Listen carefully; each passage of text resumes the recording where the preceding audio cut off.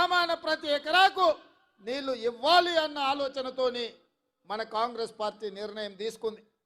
ఇదే కాదు, గద్వాలను ఇతర ప్రాంతాలను రాయచూర్లను రైలు కూత వినిపిస్తుంటే మక్తల్, నారాయణపేట, కొడంగల్, పరిగి, వికారాబాద్ వరకు ఈ ప్రాంత ప్రజలు మాకెప్పుడు రైలు వస్తుంది, మేము రైలు కూత ఎప్పుడు వింటామని ఆనాడు కాంగ్రెస్ పార్టీ నిర్ణయించిన కృష్ణా వికారాబాద్ రైల్వే లైను 10 సంవత్సరాలు పడావు పెడితే పండబెడితే ఏ ఒక్కరోజు కూడా ఈ ప్రాంతంలో ఉన్న వాళ్ళు, అది బీఆర్ఎస్ వాళ్ళు కావచ్చు, బీజేపీ వాళ్ళు కావచ్చు, బీఆర్ఎస్ వాళ్ళు కేసీఆర్ని అడిగింది లేదు, బీజేపీ వాళ్ళు మోడీకి చెప్పింది లేదు. ఎందుకంటే వీళ్ళెవరికి ఆయన దగ్గరికి వెళ్ళి అడిగే ముఖం లేదు, వాళ్ళని అడగడానికి వాళ్ళకి అపాయింట్మెంట్ గతి లేదు. కానీ కాంగ్రెస్ పార్టీ అధికారంలోకి వచ్చిన 100 రోజుల్లోపనే కేంద్ర రైల్వే శాఖ అధికారులను రప్పించి ఆదేశాలు ఇచ్చి కృష్ణా వికారాబాద్ రైల్వే లైన్ మాకు కావాల్సిందే, మా ప్రాంతం అభివృద్ధి జరగాలంటే, మా ప్రాంతంలో ఉద్యోగ ఉపాధి అవకాశాలు పెరగాలంటే, నా కొడంగల్ గడ్డ మీద సిమెంట్ ఫ్యాక్టరీ రావాలి, వేలాది మంది నిరుద్యోగ యువకులకు ఉద్యోగ అవకాశాలు రావాలి అంటే కృష్ణా వికారాబాద్ రైల్వే లైన్ పూర్తి కావాలి అని చెప్పి ఆదేశాలు ఇచ్చి దానికి ఇలా మనం పూర్తి స్థాయిలో నిర్ణయం తీసుకున్నాం.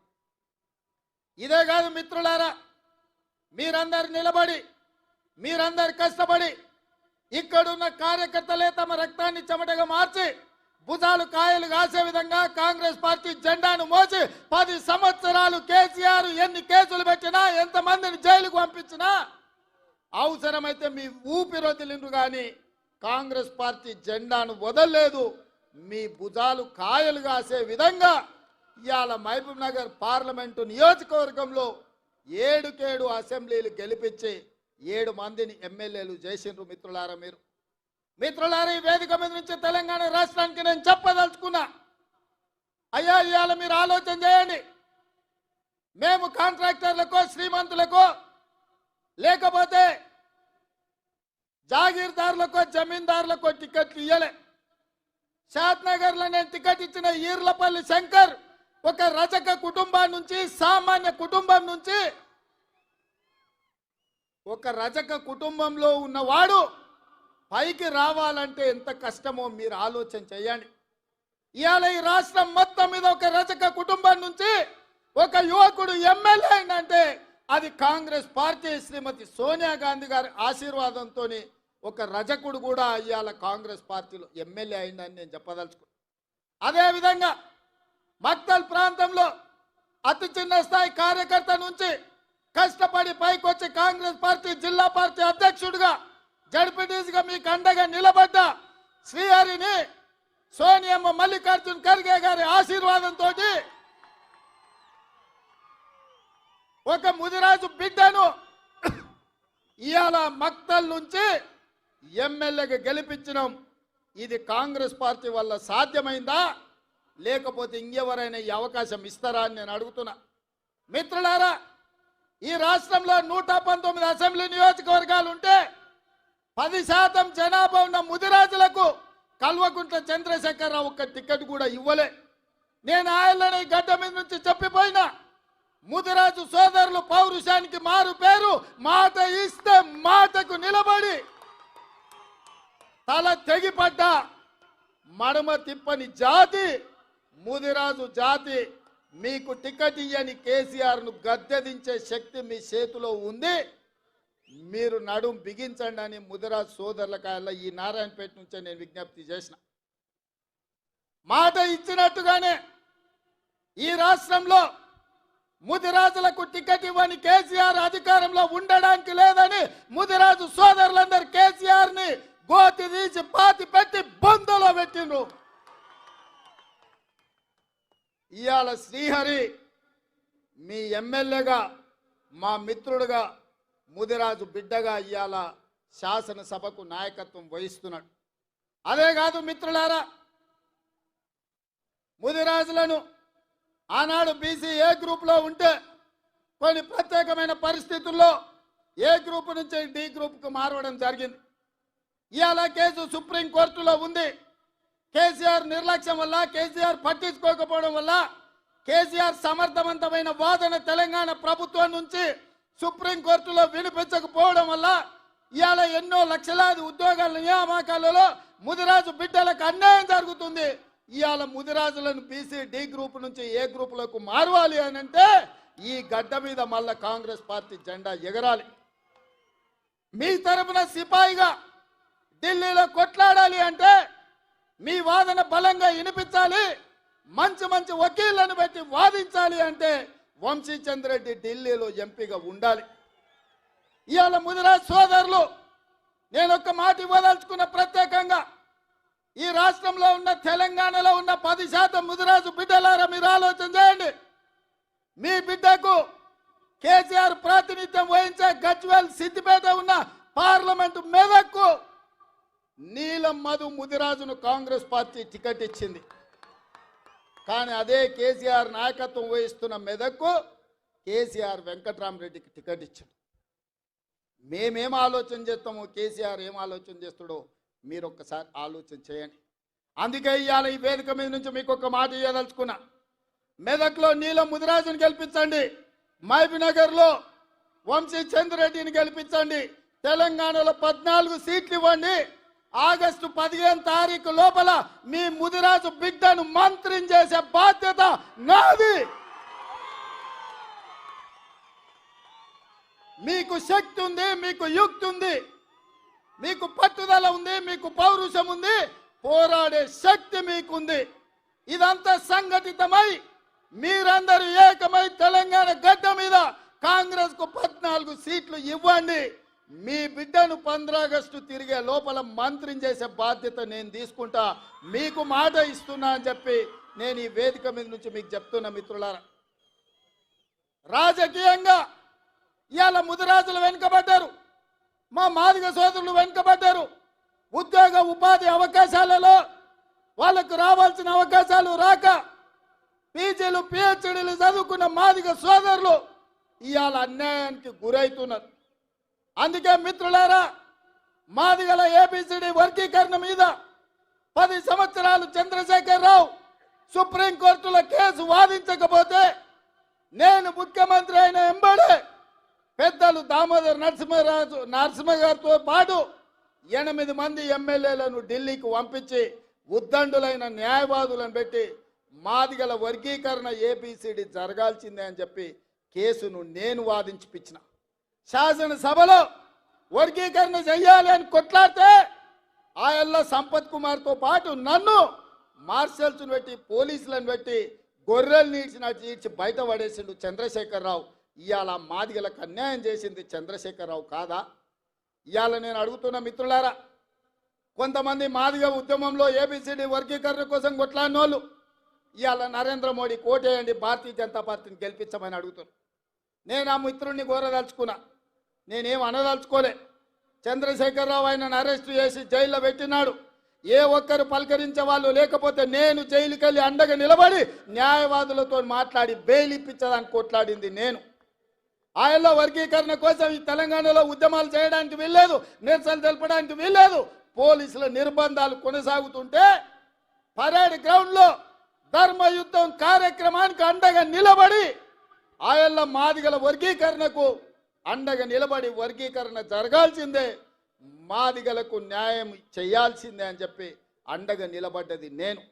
అందుకే ఇవాళ సోదరులారా, ఈ వేదిక మీద నుంచి నా మాదిగ సోదరులకు నేను చెప్తున్నా, సిరిసిల్ల రాజయ్య గారిని ఫైనాన్స్ కమిషన్ చైర్మన్ చేసిన, అట్లూరి లక్ష్మణ్ని విప్పుగా అసెంబ్లీలో వేసిన, పాల్వాయి రజనీ కుమార్ని తెలంగాణ పబ్లిక్ సర్వీస్ కమిషన్లో మెంబర్ చేసిన, ప్రీతం కుమార్ ఎస్సీ డిపార్ట్మెంట్ చైర్మన్గా కాంగ్రెస్ పార్టీలో పదవులు ఇచ్చిన.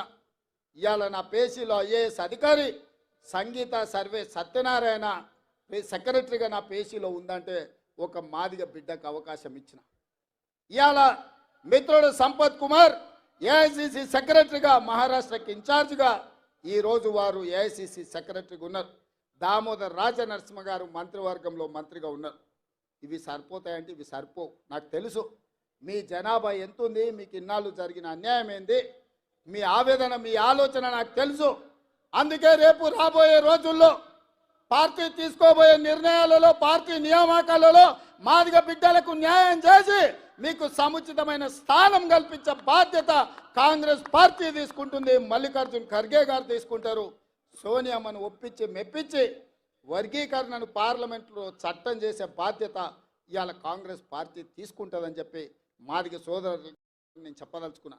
అదేవిధంగా మిత్రులారా, ఇవాళ కుర్మ యాదవ్ సోదరులు ఆనాడు కేసీఆర్ ఎవరికి సరైన ప్రాతినిధ్యం ఇవ్వకపోతే నేను ఆలోచన చేసి మా మహబూబ్నగర్ జిల్లా నుంచి కుర్మ యాదవ్ సోదరులు ఎక్కువ మంది ఉన్నారు, వాళ్ళ ప్రాతినిధ్యం ఉండాలని నడిగడ్డ గద్వాలు కోటలో సరిత తిరుపతయ్యను ఒక కుర్మ యాదవ్ బిడ్డను నేను ఎమ్మెల్యేగా టికెట్ ఇచ్చి గెలిపించడానికి ప్రయత్నం చేస్తే గద్వాల కోటలో కుట్ర చేసి కుతంత్రాలు అన్నీ బీఆర్ఎస్ బీజేపీ ఏకమైపోయింది. ఆనాడు చీకటి ఒప్పందం చేసుకొని అప్పటి వరకు తగాదాలు ఉన్నాయి మాకు, మా ఇంటి మీద కాకి ఇంటి మీద వాలదు అని చెప్పిన వాళ్ళు ఇవాళ మామ అల్లుళ్ళు ఒక్కటైపోయి కుమ్ముక్కు రాజకీయాలు వేసి ఒక సరితను, ఒక ఆడబిడ్డను, ఒక కురువ యాదవ్ ఆడబిడ్డను మామ అల్లుళ్ళు ఏకమై అర్నమ్మ నాయకత్వంలో బీజేపీ ఓట్లని బీఆర్ఎస్ కేసి 5,000 ఓట్ల తక్కువ మెజార్టీతోని ఇవాళ ఆడబిడ్డను ఓడగొట్టారు. నిజంగానే సరితమ్మ గెలిచినుంటే ఇవాళ మంత్రివర్గంలో మంత్రి అయ్యేది యాదవ్ సోదరులారా. కేసీఆర్ మంత్రివర్గంలో మహిళలకు స్థానం లేకుండే, మన మంత్రివర్గంలో సీతక్క ఒక ఆదివాసి బిడ్డకు, కొండా సురేఖ ఒక బలహీన వర్గాల బిడ్డకు ఇచ్చినాం. సరితమ్మ గెలిచినుంటే ఇవాళ మన మంత్రివర్గంలో మంత్రి అయ్యి ఉండేది. అంటే ఎన్నికలు వచ్చినప్పుడు పేదోళ్ళని గెలవాల్సినప్పుడు పేదలకు న్యాయం చేయాలని కాంగ్రెస్ అనుకున్నప్పుడు బంగ్లా రాజకీయాలు, కుమ్ముక్కు రాజకీయాలు, అర్నమ్మ దివాళాకోరు రాజకీయాలు ఎట్లుంటాయో ఇవాళ కుర్మ యాదవ్ సోదరులారా మీరు ఆలోచన చెయ్యండి. అందుకే ఇక్కడ అన్యాయం జరిగిందని అనిల్ కుమార్ యాదవ్ను హేమీలు ఉద్దండులు యోధులు ఉన్న వాళ్ళని కాదని రాజ్యసభలో మీ యాదవ్ బిడ్డను అనిల్ కుమార్ యాదవ్ను రాజ్యసభలో 10 పైసలు ఖర్చు లేకుండా నామినేషన్కు 10,000 కూడా పార్టీ కట్టి ఇవాళ 200-300 కోట్లు ఖర్చు పెట్టిన రాని ఎంపీ పదవి ఇవాళ యాదవ్ల బిడ్డకు కాంగ్రెస్ పార్టీ ఇచ్చింది. ఈ అన్ని జరిగినాయంటే ఒక రజక ఈర్లపల్లి శంకర్ ఎమ్మెల్యే అయిందన్నా, ఒక ముదిరాజు బిడ్డ శ్రీహరి ఎమ్మెల్యే అయిందన్నా, ఒక సరితమ్మకు యాదవ్ బిడ్డకు ఎమ్మెల్యే టికెట్ వచ్చిందన్నా, ఒక అనిల్ కుమార్ యాదవ్ ఇవాళ రాజ్యసభ సభ్యుడైందన్నా, ఒక మాదిగ బిడ్డ సంపత్ కుమార్ ఏఐసిసి సెక్రటరీ అయిందన్నా, మహబూబ్నగర్ పార్లమెంట్కి ఇన్ఛార్జిగా ఇవాళ నేను ఎక్కడ నాయకత్వం వహిస్తున్నానో అక్కడ నాయకుడిగా ఇవాళ నాయకత్వం వహిస్తున్నాడంటే ఇవన్నీ సామాజిక వర్గాలకు కాంగ్రెస్ పార్టీ న్యాయం చేయాలని ఆలోచన చేసింది కాబట్టి ఇవన్నీ జరిగిన సోదరులారా. ఇవాళ పర్ణిక రాజకీయ అనుభవం లేకపోవచ్చు, కానీ వాళ్ళ తాత తండ్రి ఇచ్చిన వారసత్వం, వాళ్ళ మేనమామ నేర్పిన విద్య ఏదైతుందో ఈ ప్రాంత పేదలకు న్యాయం జరగాలి, నారాయణపేట మున్సిపాలిటీకి అండర్ గ్రౌండ్ డ్రైనేజ్ కావాలి అని ఇవాళ మీ ముందు అడిగింది. నేను మీకు మాట ఇస్తున్నా, తప్పకుండా నారాయణపేట మున్సిపాలిటీకి అండర్ గ్రౌండ్ డ్రైనేజ్ ఇచ్చే బాధ్యత నాది. ఈ ప్రాంత అభివృద్ధి కోసం, నిధుల మంజూరు కోసం అండగా ఉండడానికి నేను బాధ్యత తీసుకుంటున్నాను మిత్రులారా, మీకు అందరికీ తెలియజేస్తున్నా. అదేవిధంగా మిత్రులారా, ఇవాళ అర్ణమ్మ అంటుంది మోడీని ప్రధాని చేయాలి, రేవంత్ రెడ్డిని ఓడగొట్టాలని. నేను అడుగుతున్నా, 10 ఏళ్ల నుంచి నరేంద్ర మోడీ ప్రధానమంత్రిగా ఉన్నాడు కదా, ఏ రోజైనా పాలమూరు రంగారెడ్డి ఎత్తిపోతల కోసం 10 పైసలు తెచ్చినవా? జాతీయ హోదా తీసుకొచ్చినవా? మా మాదిగ బిడ్డల ఏబిసిడి వర్గీకరణ కోసం ఏ రోజైనా ప్రధానమంత్రిని కలిసినవా? మా ముదిరాజు బిడ్డలు డి గ్రూప్ నుంచి ఏ గ్రూప్ మార్పించడానికి మీ నాయకుడు నరేంద్ర మోడీ దగ్గరికి ఎప్పుడన్నా మా వాళ్ళను తీసుకెళ్ళినవా అని నేను అడుగుతున్నా. ఇవాళ మహబూబ్నగర్ రాయచూర్ రోడ్డు ఎందుకు పడావు పడ్డది? దాని కాంట్రాక్టర్లు ఎవరు? ఆ నిధులకు దోపిడీకి పాల్పడ్డది ఎవరు అని నేను అడుగుతున్నా. ఎప్పుడైనా కృష్ణా వికారాబాద్ రైల్వే లైన్ గురించి నరేంద్ర మోడీని కలిసినవా? లేకపోతే మక్తల్ నారాయణపేట కొడంగల్ ఎత్తిపోతల పథకానికి జాతీయ నిధులు ఏమైనా తీసుకురావడానికి ప్రయత్నం చేసినవా? 10 ఏళ్ళు నరేంద్ర మోడీ ఉండి పాలమూరుని ఎండబెట్టి ఈ ప్రాంత రైతులు ఈ ప్రాంత పేదలు లక్షలాదిగా వలసలిపోతుంటే ఒక్కరోజు పట్టించుకోలేదు. అయినా బీజేపీకి ఓటు అడుగుతున్నాం. ఇవాళ రేవంత్ రెడ్డిని ఓడగొట్టమంటున్నాం. నేను అడుగుతున్న మిత్రులారా, ఈడున్న యువకులను, తెలంగాణ రాష్ట్రం నలుమూల ఉన్న వాళ్ళని నేను ఆలోచన చేయమంటున్నా. 100 రోజుల్లో మీకందరికీ, ముఖ్యంగా ఆడబిడ్డలకు ఆర్టీసీలో ఉచిత బస్సు ప్రయాణం ఇచ్చినాం. ఇవాళ 35 కోట్ల మంది ఆడబిడ్డలు బస్సులో ఉచితంగా ప్రయాణం చేసిండ్రు. ఇవాళ శ్రీశైలం నుంచి మొదలు పెడితే గుళ్ళు గోపురాలకు అన్నిటికీ అమ్మగారింటికి అత్తగారింటికి ఆడబిడ్డలు ఉచితంగా బస్సులో ప్రయాణం చేస్తున్నారు. ఇవాళ ఆడబిడ్డలకు ఉచితంగా బస్సు ప్రయాణం ఇచ్చినందుకు రేవంత్ రెడ్డిని ఓడగొట్టాలనా అని నేను మిమ్మల్ని అడుగుతున్నా. ఇవాళ పేదవాడు ప్రభుత్వ దవాఖానకు పోతే చచ్చిపోతుంటే, ప్రైవేటు దవాఖానకు పోతే ఆస్తులు అమ్ముకొని కిడ్నీలు అమ్ముకొని బిల్లులు కట్టే పరిస్థితి ఉంటే, పేదవాడి ఆరోగ్యాన్ని కాపాడడానికి రాజీవ్ ఆరోగ్యశ్రీ పథకం ద్వారా 10 లక్షల రూపాయలు ఉచితంగా పేదోళ్ళకి ఇచ్చిన 48 గంటల్లో కాంగ్రెస్ ప్రభుత్వాన్ని రేవంత్ రెడ్డిని ఓడగొట్టాలంటున్నాం. పేదోళ్ళని బతికించడానికి రాజీవ్ ఆరోగ్యశ్రీ తీసుకొచ్చినందుకు కాంగ్రెస్ పార్టీని ఓడగొట్టాలని అని నేను అడుగుతున్నా. ఇవాళ కట్టెల పొయ్యితో కన్నీళ్లు గార్చుకుంటూ ఆ పొగ ఊపిరితిత్తులకు పోయి క్యాన్సర్ వచ్చి చచ్చిపోతున్న ఆడబిడ్డలకు ఆనాడు 400 రూపాయలకే సోనియమ్మ సిలిండర్ ఇస్తే, ఈ మోడీ పాడుగాను మోడీ వచ్చి 12 నూర్లు చేసిండు సిలిండర్. 1200 సిలిండర్తో కొనలేక మళ్ళా అటుకెక్కిచ్చిన గ్యాస్ పొయ్యి సిలిండర్ను కిందికి దించి ఆడబిడ్డలకు 500 రూపాయలకే సిలిండర్ ఇచ్చినందుకు కాంగ్రెస్ను రేవంత్ రెడ్డిని ఓడగొట్టాలనా నేను అడుగుతున్నా. మీరు ఆలోచన చేయండి మిత్రులారా.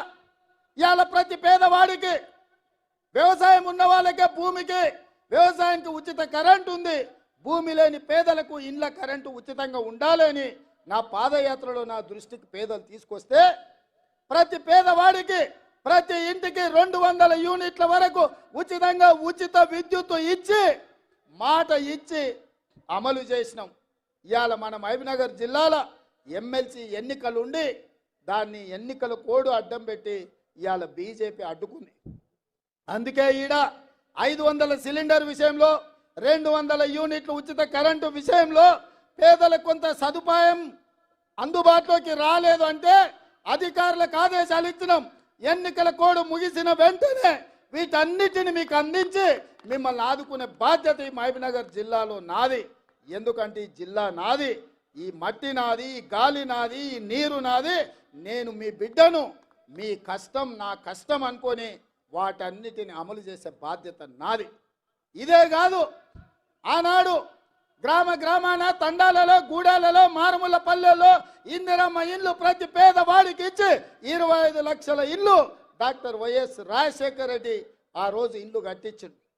10 సంవత్సరాలు కేసీఆర్ డబుల్ బెడ్రూమ్ ఇల్లు కట్టిస్తా అన్నాడు. ఏం చెప్పిండు ఆయన?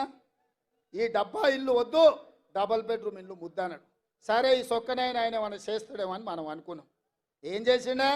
బిడ్డ వస్తే ఆడవ ఉంటుంది, కోడలు కొడుకుంటే ఆడవంటారు, గొర్రె పిల్లను మేక పిల్లను ఉంటే ఆడగట్టేస్తారని కథలు చెప్పిండు. ఊరిచ్చిండు. ఊరవతలో 2 డబుల్ బెడ్రూమ్ ఇల్లు కూడా కట్టియాలి. మీకు ఎవరికైనా డబుల్ బెడ్రూమ్ ఇల్లు వచ్చినాయా? ఎవరికైనా వచ్చినాయా?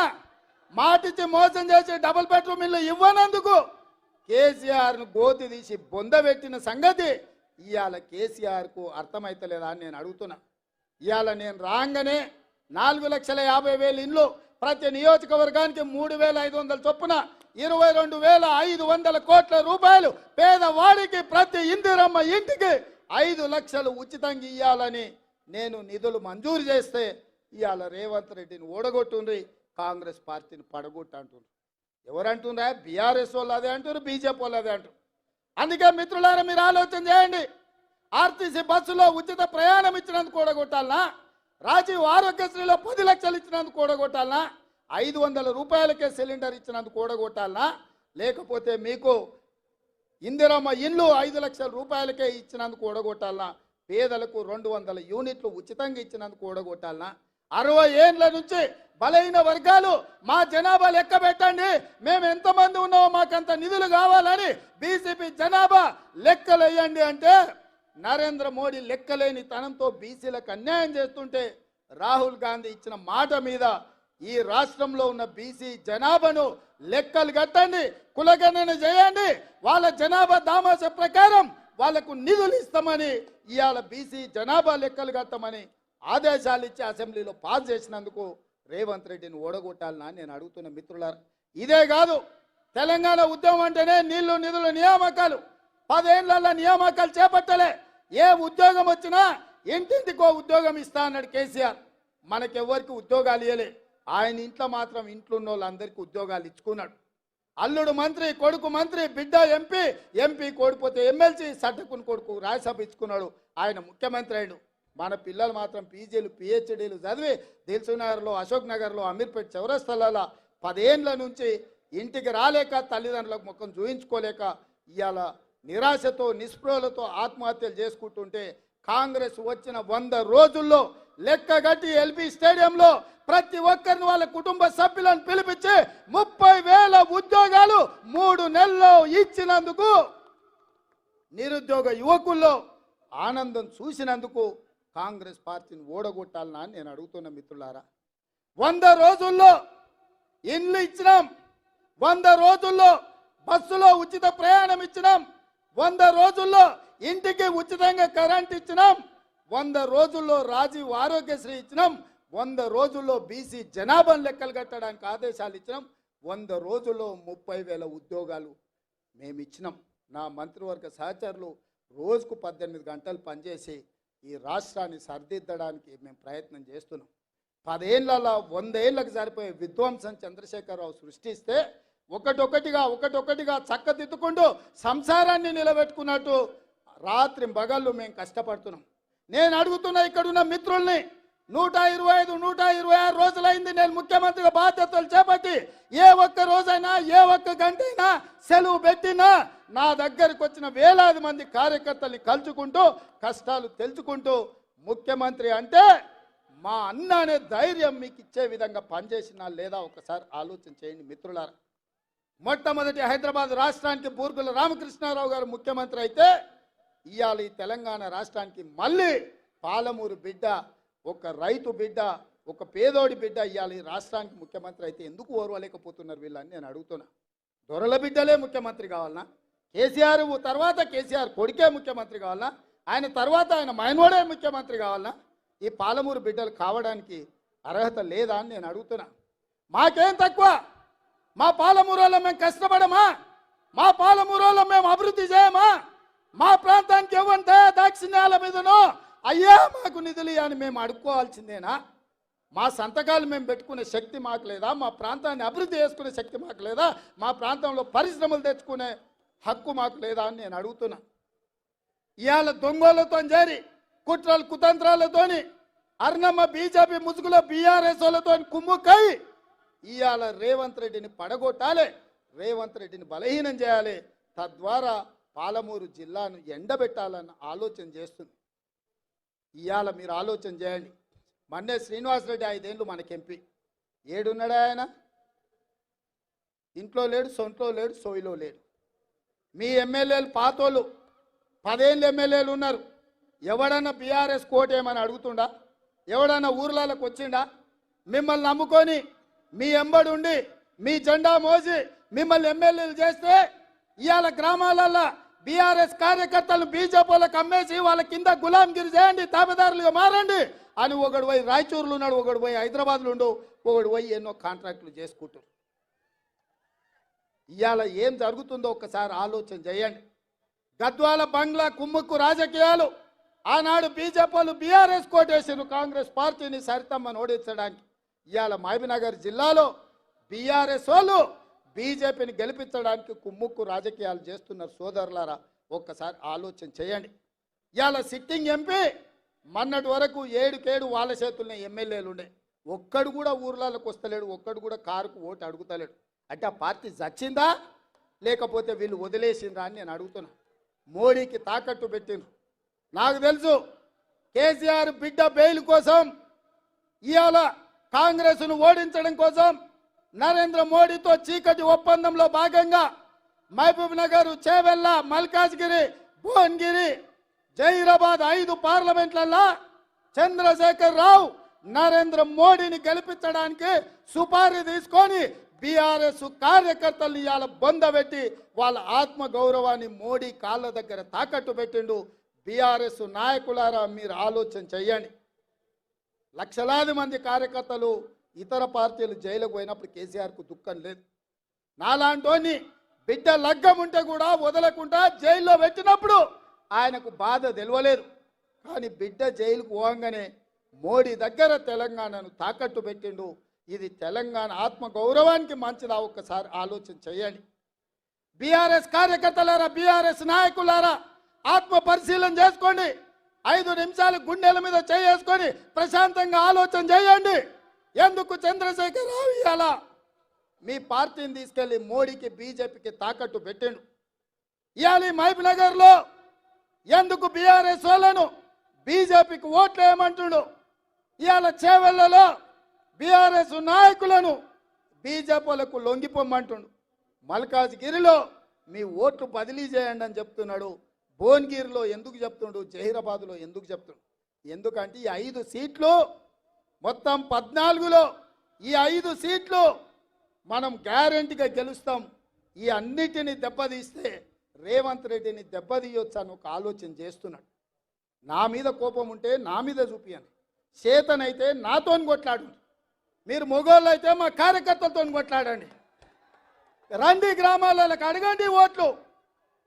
మేము తప్పులు చేస్తే ప్రజలకు చెప్పండి. 100 రోజుల్లో నన్ను గద్దె దించమంటుండు కేసీఆర్, కానీ 10 ఏళ్ళు గద్దె మీద ఉన్న మోడీని ఎందుకు గద్దె దించమంటలేడు? మిత్రులారా మీరు ఆలోచన చేయండి. 100 రోజుల్లో నేను ఇన్ని పనులు చేసిన, ఇంకా చేయాల్సినవి ఉన్నాయి. ఇవాళ ఎన్నికల కోడ్ వచ్చింది కాబట్టి ఇవాళ రైతు రుణమాఫీ నేను చేయలేకపోయినా. అందుకే ఈ నారాయణపేట గడ్డ మీద నుంచి తెలంగాణ రైతాంగానికి 69 లక్షల రైతులకు నేను మాట ఇస్తున్నా. ఆగస్టు 15 తారీఖు లోపల 2 లక్షల రూపాయల రైతు రుణమాఫీ చేసి తీరుతా. ఎట్లయితే మక్తల్ నారాయణపేట కొడంగల్ ఎత్తిపోతల పథకం పూర్తి చేసినో, ఎట్లయితే ఆర్టీసీ ఉచిత ప్రయాణం ఇచ్చినో, ఎట్లయితే 500 రూపాయలకు సిలిండర్ ఇచ్చినో, అట్లనే 15 ఆగస్టు లోపల 2 లక్షల రూపాయల రైతు రుణమాఫీ చేస్తా. ఏకకాలంలో ఏక మొత్తంలో మీకు రుణమాఫీ చేసే బాధ్యత నాది. మీ బిడ్డను నేను. ఇదే కాదు, 500 రూపాయలు బోనస్ అన్నాడు. వచ్చేసారి పండించే వడ్లకు 500 రూపాయలు బోనస్ ఇచ్చి ప్రతి గింజ చివరి గింజ వరకు కొనుగోలు చేసే బాధ్యత నాది. నా తెలంగాణ రైతాంగ సోదరులకు నేను మాట ఇస్తున్న మిత్రులారా. అందుకే మిత్రులారా, మీ బిడ్డ ఇయ్యాల తెలంగాణ ముఖ్యమంత్రిగా ఉన్నాడు. మనం ఏదన్నా చిన్నదో పెద్దదో ఎమరుపాటుగా ఉన్నా కునుకు తీసినట్టు కళ్ళు మూసుకుంటే కుట్రలు ఉన్నాయి, కత్తులు తీసుకొని బయలుదేరిండ్రు. ఇవాళ ముందలనే యుద్ధం కాదు, వెనకాల కూడా యుద్ధం చేయాల్సిన పరిస్థితి వచ్చింది. బీజేపీ బీఆర్ఎస్ వాళ్ళు కుట్రలు, బిడ్డ బెయిల్ కోసం బీఆర్ఎస్ను తాకట్టు పెట్టి 5 పార్లమెంట్లలో బీజేపీని గెలిపిస్తా అని కేసీఆర్ సుపారీ తీసుకున్నాడు. నరేంద్ర మోడీకి లొంగిపోయిండు. బీఆర్ఎస్ కార్యకర్తలారా తస్మత్ జాగ్రత్త, మిమ్మల్ని మోడీకి తాకట్టు పెట్టిండు బిడ్డ బెయిల్ కోసం. మా కార్యకర్తలకు కూడా నేను చెప్పదలుచుకున్నా, మీరు అప్రమత్తంగా ఉండండి. వాళ్ళంతా ఒక్కటైనరు, ఏకమైనరు. ఎట్లయినా మనల్ని పడగొట్టాలి, మనల్ని ఓడగొట్టాలనే కుట్ర జరుగుతుంది. ఎమ్మెల్యే ఎన్నికల కంటే కూడా ఎక్కువ కష్టపడాలి. ఎక్కడ కూడా నాకు తెలుసానో నాకు కావాల్సిన వాళ్ళనో మా చుట్టపోలను అప్రమత్తంగా ఉంటే ఇవాళ ఈ అధికారంలో ఉండే కార్యకర్తలకు మేలు చేయాలన్న ఆలోచనతో మనకంత నష్టం జరుగుతుంది. ఈ ఎన్నికలైన మరుక్షణం సర్పంచ్, ఎంపీటీసీ, ఎంపీపీ, జడ్పీటీసీ స్థానిక సంస్థల ఎన్నికలు రాబోతున్నాయి. ఇవాళ మీరు ఊర్లలో పట్టు వదిలిందంటే రేపు ఎవడో ఒకడు మోపవుతాడు. వాడు సర్పంచ్కి వస్తాడు, వాడు వార్డు మెంబర్కి వస్తాడు, వాడు ఎంపీటీసీకి వస్తాడు, వాడు ఎంపీపీకి వస్తాడు, వాడు జడ్పీటీసీకి వస్తాడు. రేపు మీ ఎన్నికలలో కూడా మీకు తలకాయ నొప్పి అవుతుంది. ఎన్నికల ఖర్చు తడిసి మోపెడవుతుంది. ఎంపీ ఎన్నికలైన ఎంబడే 2 నెలలు తిరగకముందే మీ స్థానిక సంస్థల ఎన్నికలు పెట్టే బాధ్యత నాది. మిమ్మల్ని గెలిపించే బాధ్యత నాది. ఇవాళ ఎవరైతే బూతులలో మెజారిటీ తెస్తారో, ఎవరైతే పార్టీ జెండా కష్టపడి మోస్తారో, ఎవరైతే పార్టీ గెలుపులో భాగస్వాములుగా ఉంటారో వాళ్ళందరినీ గుర్తుపెట్టి ఎట్లయితే శంకర్కు, శ్రీహరికి, సరితకు, పర్ణికకు, అరవింద్కో లేక అనిరుద్కో, మధుకో ఎన్నంకో ఎట్లయితే కష్టపడ్డోళ్లకు టికెట్లు ఇచ్చినామో మీకు టికెట్లు ఇచ్చి గెలిపించుకునే బాధ్యత పార్టీ తీసుకుంటుంది. మిత్రులారా, మీ శ్రమ ఊరికే పోదు, మీ త్యాగం గాలికి వదిలేయము. మీ త్యాగాన్ని గుర్తుపెట్టుకుంటాం, మీకు అవకాశాలు కల్పిస్తాం. రేపు జరగబోయే ఎన్నికలలో ఇవాళ గ్రామాలలో ఇందిరమ్మ కమిటీలు వేయాలనుకున్నాం. ఇల్లు ఇచ్చినా, పెన్షన్ ఇచ్చినా, గ్యాస్ సిలిండర్ ఇచ్చినా, రాజీవ్ ఆరోగ్యశ్రీ కార్డు ఇచ్చినా, రేషన్ కార్డు ఇచ్చినా, ఏది ఇచ్చినా ఇందిరమ్మ కమిటీలను నియమించి ఆ కమిటీల ద్వారా గ్రామాలలో మీ చేతనే పేదవాళ్లకు పంచిపించి పేదల్ని ఆదుకునే బాధ్యత మీ చేతిలో పెడతాం. ఇవన్నీ చెయ్యాలి అని అంటే పాలమూరులో ఇటు పాలమూరు అటు నాగర్ కర్నూలు పార్లమెంట్ అత్యధిక మెజార్టీ గెలవాలి. ఎందుకంటే పెద్దలు ఒక మాట చెప్పారు, ఇంట్లో గెలిచి రచ్చ గెలవాలని. ఇవాళ నా ఇంట్లో నా పాలమూరులో ఏదైనా తప్పిదం జరిగితే జాతీయ స్థాయిలో మనం చెప్పుకునే పరిస్థితి ఉంటుందా ఆలోచన చేయండి మిత్రులారా. ఇవాళ మీరు అండగా నిలబడితేనే, మీరు ఆశీర్వదిస్తేనే ఈ జిల్లాలో 14కు 12 సీట్లు మీరు ఇచ్చినందుకే ఇవాళ ఈ తెలంగాణ రాష్ట్రంలో కాంగ్రెస్ అధికారంలోకి వచ్చింది. నేను ముఖ్యమంత్రి అయినా మరి చెట్టు నాటింది మీరు, దీన్ని పెంచింది మీరు, దీనికి నీళ్లు పోసింది మీరు. ఇవాళ ఎవడో భుజం మీద గొడ్డలేసుకొని నరుకుతామని వస్తే ఇవాళ మీరు చూసుకుంటూ ఉంటారా? మీరు నరకనిస్తారా? మీరు ఆలోచన చేయండి. మీరు పెంచిన మొక్క చెట్ట నీడనిస్తుంటే ఇవాళ దాన్ని తెగ నరుకుతామని ఢిల్లీ నుంచి ఒకడు, గజ్వెల్ ఫామ్ హౌస్ నుంచి ఇంకొకడు బయలుదేరిండు. మిత్రులారా, ఇవాళ మీ చేతుల్లోనే ఉంది. మీరు పెంచిన చెట్టు వృక్షమై కాయలు ఇస్తుంది. దీన్ని కాపాడే బాధ్యత మీ మీదనే ఉంది. కాపాడతారనే నమ్మకం నాకు ఉన్నది. మీరందరు సిద్ధమేనా మిత్రులారా? సిద్ధం.